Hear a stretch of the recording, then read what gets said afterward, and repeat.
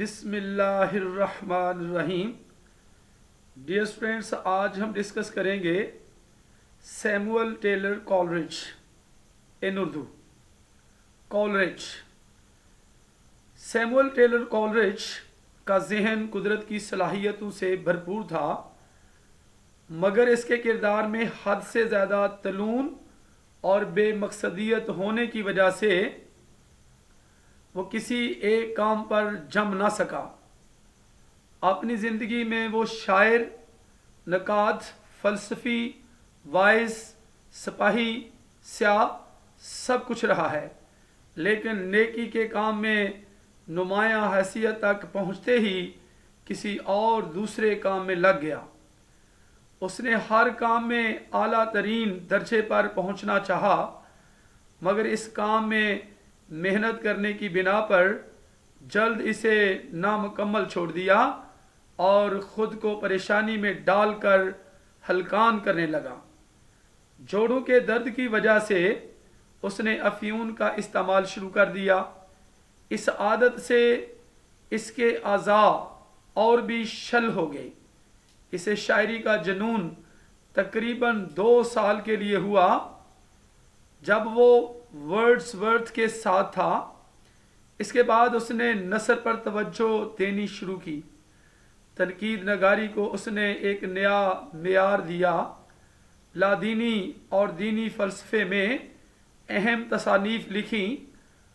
اگر وہ اس قدر بے راہ رو نہ ہوتا تو شاید اس سے بڑا ادیب اور کوئی نہ ہوتا. ورڈز ورتھ کے ساتھ کولرج نے بھی انگریزی شاعری کو نئی زندگی دینے کا ارادہ کیا.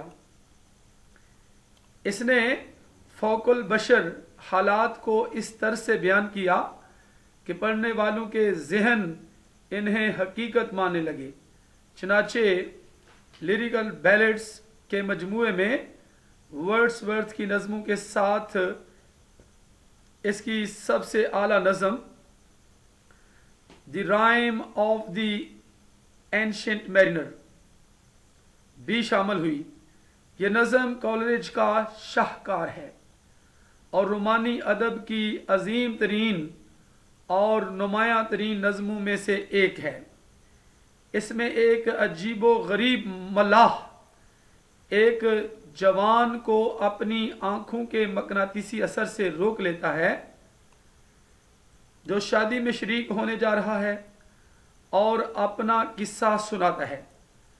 وہ ایک جہاز پر سفر کر رہا تھا کہ ایک دن اس کو ایک بحری پرندہ البیٹراس نظر آیا، جس کو اس نے تیر سے مار دیا. اس کے بعد ہر قسم کی آفتوں نے جہاز کو گھیر لیا اور جہاز عجیب مقام پر پہنچ گیا اور اس کے تمام جہازی مر گئے، صرف وہ اکیلا ہی زندہ بچا. پھر اس کی قسمت کا فیصلہ کرنے کے لیے ایک جہاز میں 2 آدمی جوا کھیلتے نظر آئے. ایک موت ہے اور دوسرا زندگی درگور. دوسرے آدمی نے پانسا جیت لیا اور وہ عرصہ تک سزا بھگتتا رہا. آخر میں اس نے سمندر میں سانپوں کو دیکھا.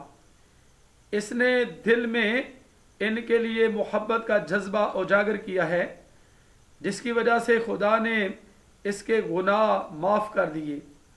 وہ مختلف حالات سے گزرتا ہوا آخر کار وطن پہنچتا ہے. اس کے بعد سے اکثر اس کے دل میں درد ہوتا ہے، اور جب تک وہ اپنا قصہ بیان کر لیتا جب تک وہ اپنا قصہ نہیں بیان کر لیتا یہ درد کم نہیں ہوتا.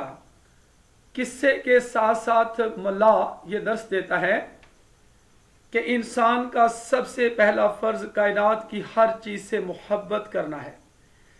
یہی مذہب ہے اور یہی اخلاق ہے.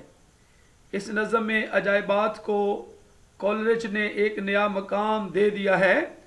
پوری نظم ایک خواب ہے، مگر اس خواب کے گہرے معنی ہیں. اس میں سزا اور جزا کے مسئلے کا बड़ा अहम हल पेश किया गया है। गैर फितरी बातों को इस अंदाज से दिखाया गया है कि वो बिल्कुल फितरी लगती हैं। समंदर के मनाजर, इंसान और परिंदे, सब हरकत बहुत ही पुरअसर हैं। इसमें नफ्सियात इंसानी की बड़ी अच्छी तहलील की गई है। पुरानी अवामी सिनफ बैलड के रंग को बड़ी खूबी से इस्तेमाल किया गया। तकरार, मतरूक अल्फाज, सादगी और असलियत के तासरात के मिले जुले असरात से अजीब व गरीब रंग सामने लाया गया। एक अवामी सिनफ को अदब के दर्जे पर ले आने के लिए यह नज़म बेहतरीन मिसाल है। शायराना कुव्वतों का मुजाहरा बड़ी फनकारी के साथ होता है। नज़म की तामीर नहायत दिलफरेब है और हर जगह माहौल की ऐसी तस्वीर कशी है जो जहन पर हमेशा के लिए नक्श हो जाती है। कॉलरिज ने रोमानी रंग में चंद और नज़में भी लिखी जिनमें से कुछ नामुकम्मल हैं। इनमें क्रिस्टोबल फौकुल बशर अमूर के साथ साथ कुरून वस्ता के एक कले की तस्वीर कशी करती है।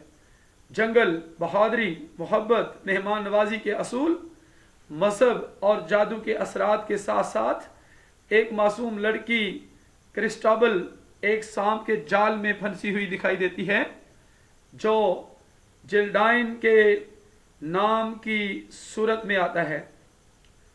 जिल्डाइन के नाम की औरत की सूरत में आता है। किस्सा यहीं पर ख़त्म हो जाता है। नज़म की अहमियत यह है कि ये इस रोमानियत का आगाज़ है जिसमें कुरून वस्ता और माजी की ज़िंदगी को पेश किया जाता था। इस सिलसिले में कॉलरिज ने एक ज़बरदस्त अरूज़ी जिद्दत की है। अल्फाज और इनके टुकड़ों की तादाद कोई माने नहीं रखती। हर मिसरा 4 औज़ान का है और इस तरह बहुत है। छोटे मिसरे बहुत लंबे मिसरों से हम आहंग चलते हैं। दूसरी नज़म कुबला खान में मंगोलिया के बादशाह के महल की तस्वीर कशी ख़त्म हो जाती है। इसमें अजीब रोमानी तस्वुरात शामिल हैं। दूर दराज ममालिक में रोमानी दिलचस्पी की तरह इसी नज़म से पढ़ी। इस किस्म की तमाम नज़मों में कॉलरिज गैर मामूली अमूर को जिंदा बनाकर सामने लाने का कमाल दिखाता है। अजायबात की दुनिया में खोकर हम इसके असरात को मानने लगते हैं।